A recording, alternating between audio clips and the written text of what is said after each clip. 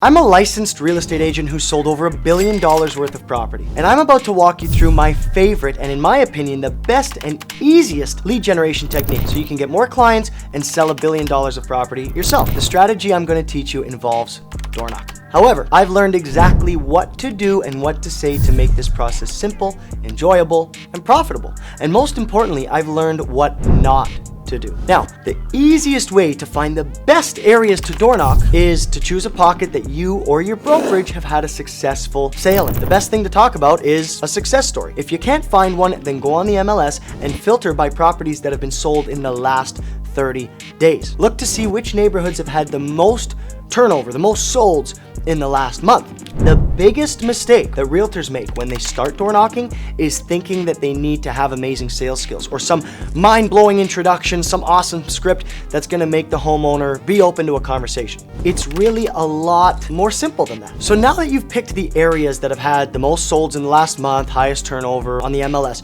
we're going to sort the properties in that area by days on market, from the lowest to the highest. Your approach is based on property with the best story that you can sell.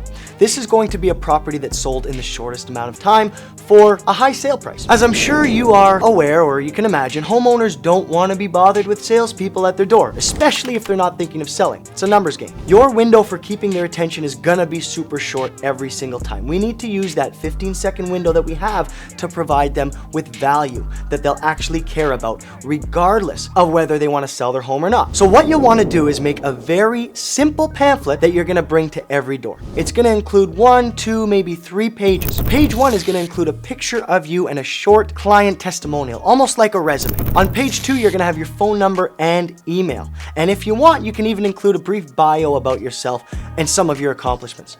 I included a template on exactly how to write this bio. Now, page 3 is the most important part. This is where you'll either include a listing that you sold recently, which tells the story of a property that sold at a fast pace, higher than listing, any kind of success story, higher than market value, or you can include the property that you found on MLS that sold quickly at a high price. I'll leave a link in the description to download a template of this door knocking pamphlet. And if you'd like to work with me so you can build your own lead gen templates, email marketing campaigns, cold calling scripts, content frameworks, and everything that I've used in my career to bring home $1 million in commission checks annually, then book a call in the link in the description and I'll coach you to become the same lead generation machine that myself and all my students have become. Now, the fun part, we're finally at the door, ready to rock again. It's important to remember that the purpose of the first door knocking interaction is just to tell a story, get contact info. And then from there, we can nurture the lead. All you need to do is bring a pen and paper or your phone to take notes with, and that pamphlet for the client as well. Ring the doorbell. Some agents stand right at the door. You want to take a couple of steps back and you want to pretend to read your document so you don't look threatening. The last thing a homeowner wants to see is a stranger staring through their peephole. While you're there, try to observe something unique about the house. Maybe they have a nice lawn, or you hear a dog barking, maybe a nice car you see in the driveway. You'll see why we'll be using that information later on. Now, when they answer the door, this is actually how the conversation should go. We start off like this. Hey, my name is Tyler McClay with Tyler McClay Realty Group. Did your neighbor let you know I was going to be stopping by? They're going to be dry. They're going to be to the point. No, don't worry. I'm not here to get you to sell your house. I promise. Reason I'm in the neighborhood is I wanted to give you this market snapshot. I want you to take this more as a framework than an actual script. Okay. The point is we're disarming the client, and then I want to give myself the opportunity to add some value. So I've been selling homes in insert neighborhood here for X amount of years, and some pretty exciting things are happening recently. The house down the street from you sold in X amount of days at X% above listing price. In this pamphlet here, I've detailed some of the reasons being and how the value may affect your home. If I want to check the price of Google today, I can go and do that. Google stocks, Tesla stocks. I can go and check the value of a company. Clients can't do that for their home, okay? So your goal is to share this value, make it exciting. This is how it compares to your property. The subject property or the property in question, it's got 4 bedrooms, 4 bathrooms. Not sure how that compares to yours directly, but the special factor with this property was it was a reverse pie, so they had a massive lot on the opposite side to you. It's a ravine lot. I would anticipate that your home would sell probably slightly below, unless you've done some crazy renovations, but it's actually a really good precedent. It's actually better to be dragged up by these numbers than dragged down by other numbers. If a property sells below what their subject property is at, same conversation, we flip it. Hey, we know you can get more for your property. You've got a lot more value here to offer. Where agents go wrong a lot with door knocks is you ask to list their home right away. I want to ask for the opportunity to come back. Just like when I call and leave voicemails. I never say, call me back when you get a chance. When I call and leave voicemails, I say, I am going to try you again Thursday at 4 p.m. Now, if I call back, I'm not a hounding salesperson. I told them I'm going to call them back. I'm going to call them back Thursday at 4 p.m. I give myself the opportunity. That's exactly what we're doing here. Once we offer them the value, if they decline, this is the next step in my process, okay? I totally get it. You've got a beautiful home, so I understand if now might not be the right time. But before I head out, I'm just curious, if you were to make a move, do you have a go-to agent or someone that can send you those market statistics every month? Someone that can keep you in the loop? Some of them will say yes just to get you out of there. If they say yes, you ask, who are they? If they say no, great. I'd love to be the person to help you. If you ever need anything, is it all right if I keep you in the loop with the market and the stats in the community? Now, we want to make sure that they know we're not trying to get their sale. Hey, look, I really don't mind. I would love to be that option for you. What's a great phone number and email to keep in touch with you? Now, while they get their contact info, try to mentally note one unique thing about them, okay? Or their home, or if they have a dog, they have a nice car. Mentally note that thing, okay? Once you get the info, if they seem like they're willing to have a conversation, which a lot of people are, you'd be surprised. You can start asking them some open-ended questions to build on that relationship, okay? How long have you lived here? What's your motivation behind potentially wanting to move? If you did move, where would you move to? And then, I appreciate you being open-minded and friendly. I'm going to head out. I really appreciate your time. If you need anything at all, you have my card, all things real estate. Happy to help and be a resource to you.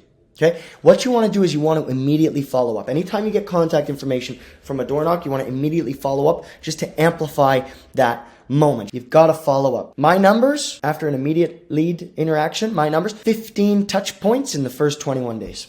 Combination of phone calls, text messages, emails. Combination. 15 times in 21 days.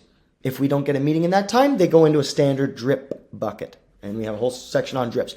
Okay? But 15 touch points in 21 days. I love those numbers. They work really well for me. What we want to do is we want to make sure we're tracking how many times we're touching base with these people. If they're replying saying thanks or I found this valuable or whatever, great.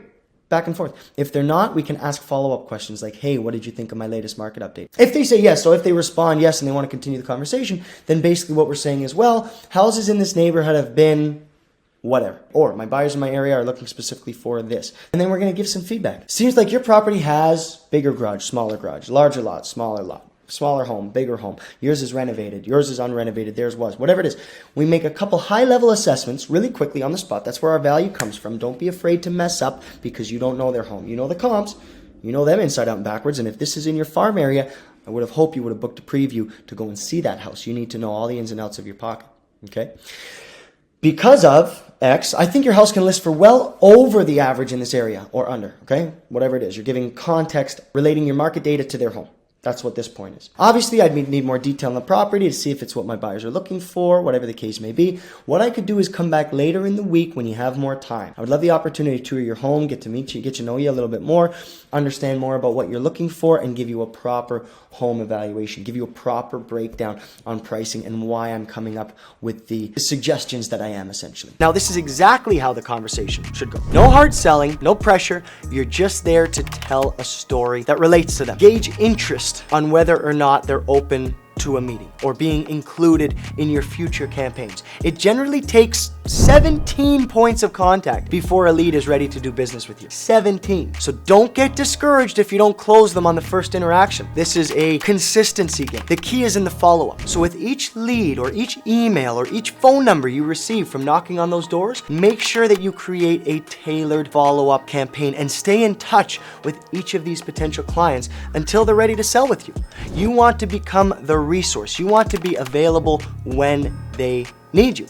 My next video will be a part 2 to this video, where I teach you how to follow up with these leads, the nurturing process, in a simple way where you're constantly providing relevant, catered value. In the meantime, I'll be putting my exact door knocking script in the description of this video. And if you want more personalized help to become a better salesperson, a better conversationalist, or generate more leads in the easiest ways possible, then you can also find a link in the description to book a call with me, and I will see if I can help you improve your business. Thank you so much for watching, and please remember, always stand out from the majority. Make yourself a real estate authority. I'll see you next time.